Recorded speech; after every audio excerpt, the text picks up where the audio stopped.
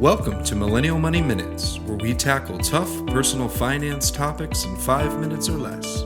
With your host, Grant from MillennialMoney.com and Matt from DistilledDollar.com. Hey everyone, today we're going to talk about profitable side hustles. So Matt is still in the process of moving into his new home.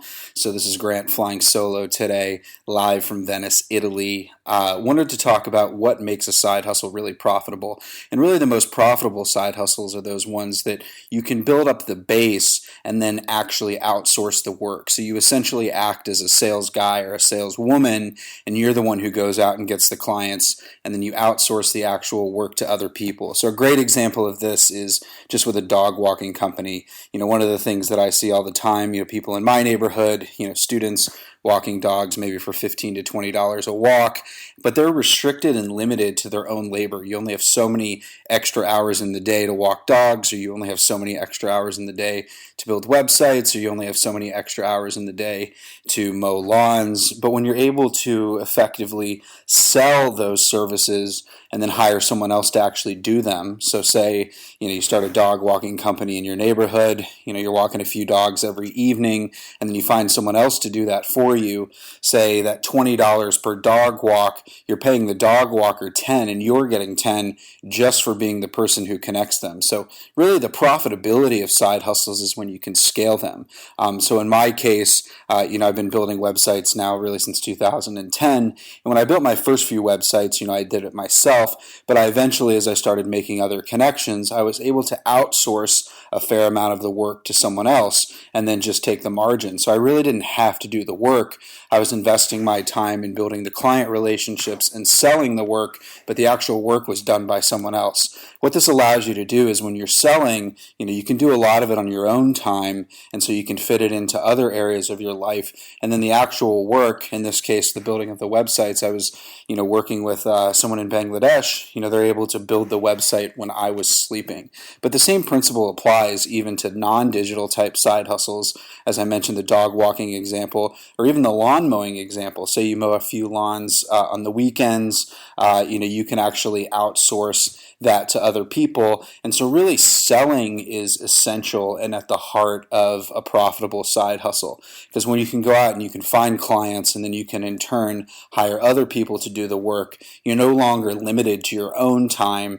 You're actually paying other people for their time. And so this is really the scalability. And one of the coolest things about side hustles is if you're testing a few and you're doing a few in your own free time, look for those ones that are scalable. So things that are in demand. People need their lawns cut. People need their cars washed. People need babysitters. People need, their dogs walked. People need websites built. People need a lot of things. And so if you can find those things that are in demand and then just go out and get the clients, then you can hire other people to actually do the work. And then eventually over time, actually my dog walker for my dog, or my old dog walker, this is how he started. He was walking a few dogs during the evenings when he was a student.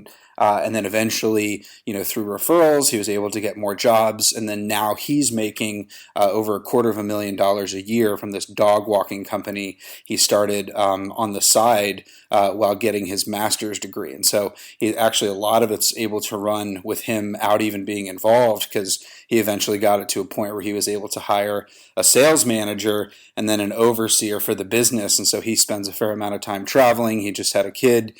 And so his side hustle, he wanted to be a graphic designer, but his side hustle ended up being so profitable. Now he can do graphic design, for fun, or really go after those projects that he's passionate about. But because of the scalability of his side hustle, he was able to turn it into a full-time job and really get, reach financial independence and get financial freedom, pretty quickly. So as I always say, side hustles, focus on those things that you love, that you enjoy doing, the things that are really an extension of your existing, skill set. So, if you're a designer, design on the side,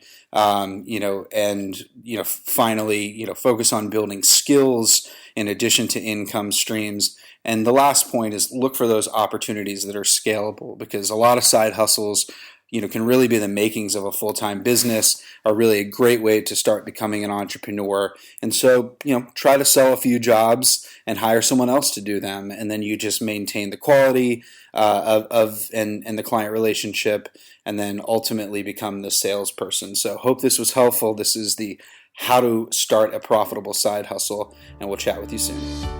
Thanks for listening to Millennial Money Minutes. If you liked this podcast, please leave us a review on iTunes and subscribe.